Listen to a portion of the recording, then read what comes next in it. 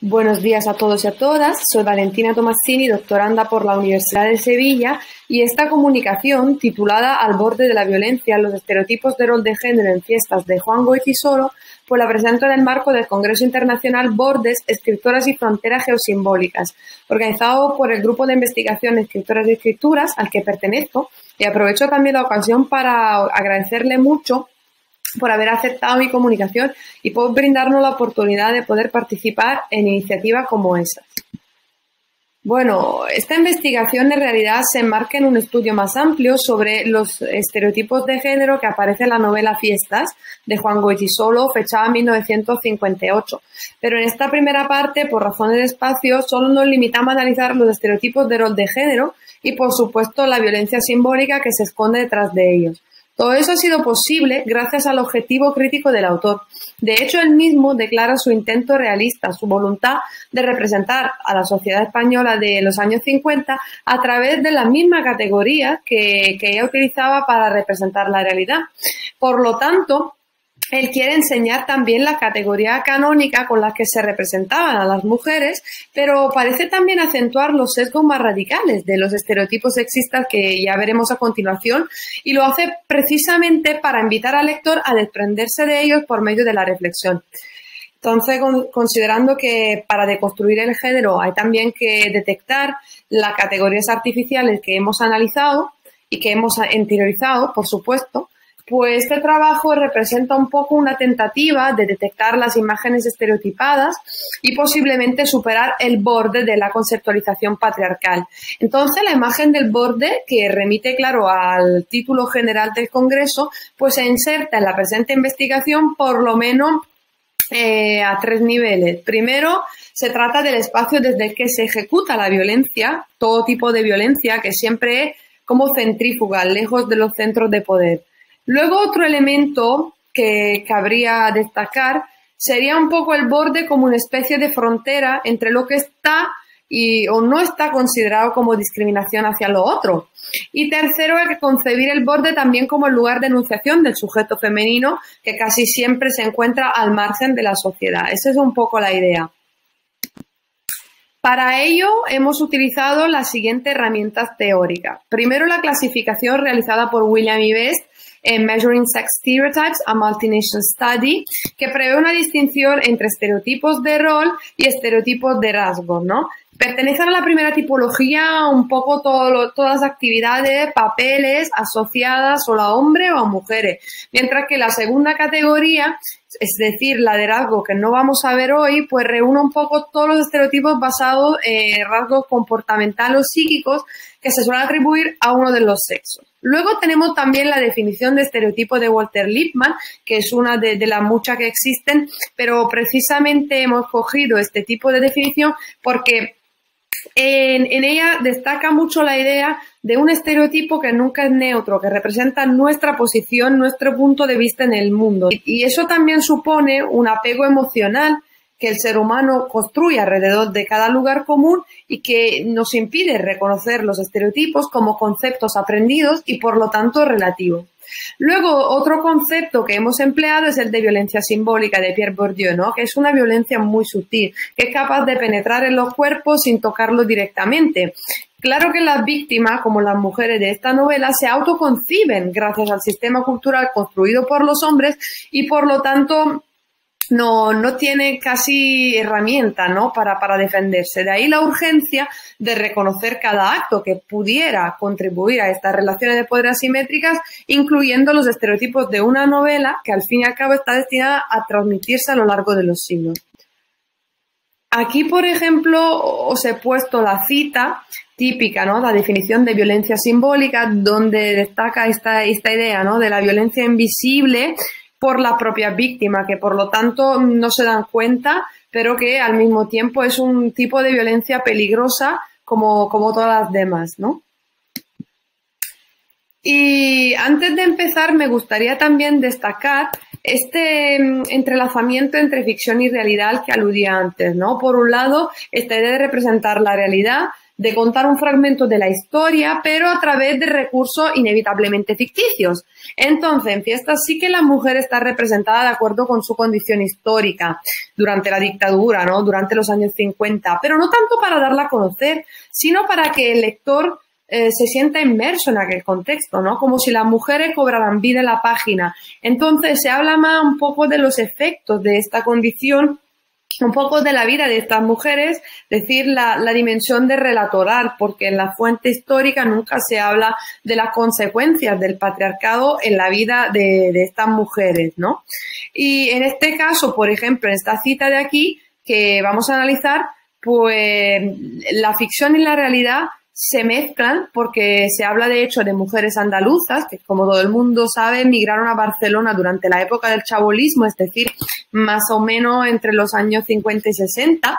Y aquí esta mujer está representada como mujeres estereotipadas por lo menos a dos niveles. Por un lado, la típica mujer andaluza con el traje regional, el clavel en su melena y todo eso, pero también la idea de una mujer sometida, ¿no? Que quiere complacer a los mayores, de los que depende, y también que le tiene que pedir permiso para hacer cualquier cosa, ¿no? Veis que se repite mucho la interrogativa podemos, o por ejemplo la idea de una sonrisa serviles, ¿no? Podéis ver aquí. Entonces, en este caso, la condición históricamente desfavorecida de estas mujeres cruza también una exclusión geográficamente y económicamente determinada.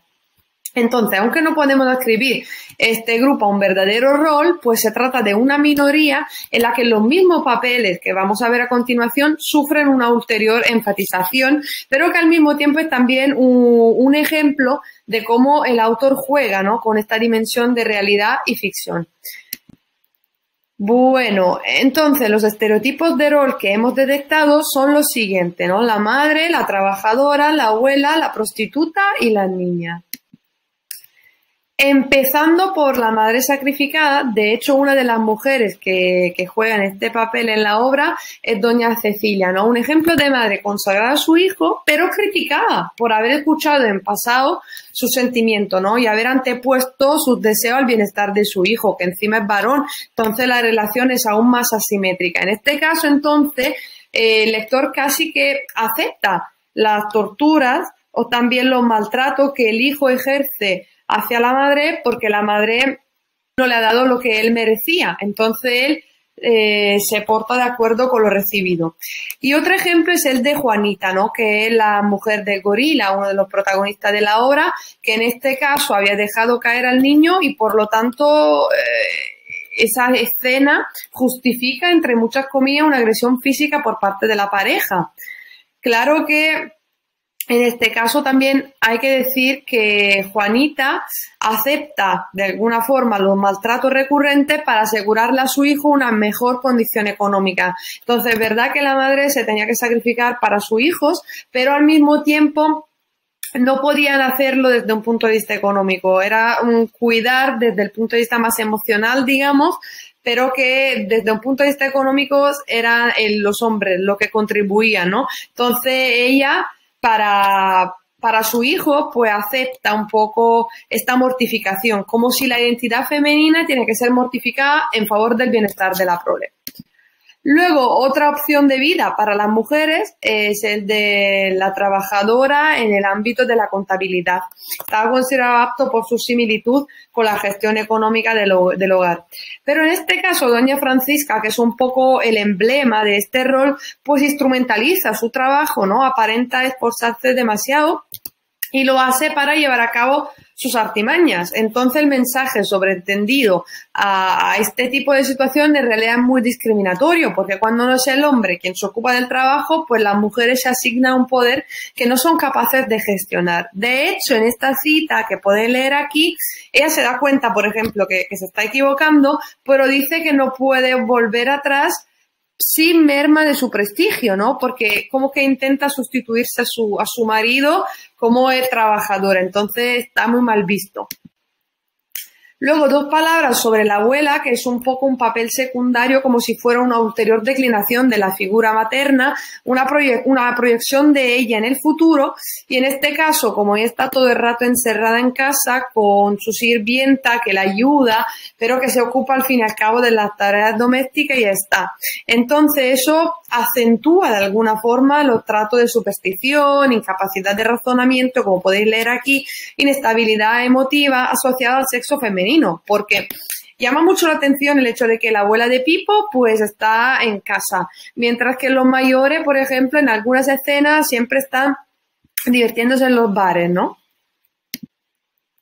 Entonces, las únicas que en apariencia pueden, digamos, desligarse de las obligaciones hogareñas serían las prostitutas. En realidad hay dos categorías. Por un lado, las prostitutas profesionales, es decir, las que ejercen esta profesión, este trabajo, y que, como se lee en estas citas, que son carteles públicos, parecen ser menospreciadas por la sociedad. Y aunque no se subraya el hecho de que en aquella época no existía una ley que regulase los divorcios y, por lo tanto, muchas mujeres que querían dejar a su marido estaban casi obligadas a tomar ese camino. Y por otro lado, llama la atención el hecho de que todas las parejas del gorila, que es uno de los protagonistas que he mencionado antes, pues están clasificadas de prostitutas. Ellas son mujeres, ¿no? Cualquiera, que entretienen una relación con él, mientras que él está casado encima, pero él, en esta cita se ve muy bien, él juzga la actitud de estas mujeres como de prostitutas, mientras que él, que hace exactamente lo mismo, pues tiene todo otro punto de vista, ¿no? Y explica aquí por qué, de una forma muy tautológica, pero que nos transmite muy bien la idea de que en aquella época no existía ningún tipo de igualdad. Y por último, las niñas, ¿no? Ya hemos visto que esta sumisión empezaba desde la niñez y dependía también mucho de la educación, ¿no? Porque el papel social, al fin y al cabo, es algo que se absorbe en las instituciones. En este caso, nos encontramos en una escena en la que Pira, la protagonista, se encuentra con Pipo, que sería el niño protagonista también, y él está exhibiendo toda su valentía, intentando encarnar el estereotipo machista del hombre fuerte que protege a la niña en apuros. Entonces ya se ve muy bien cómo estos niños juegan a los estereotipos que están aprendiendo, pero Pira en realidad rechaza todo eso. Pira se aleja de estos estereotipos, no los acepta, y por eso quizás al final se muere, ¿no? Su homicidio sabe a castigo, como vamos a ver a continuación.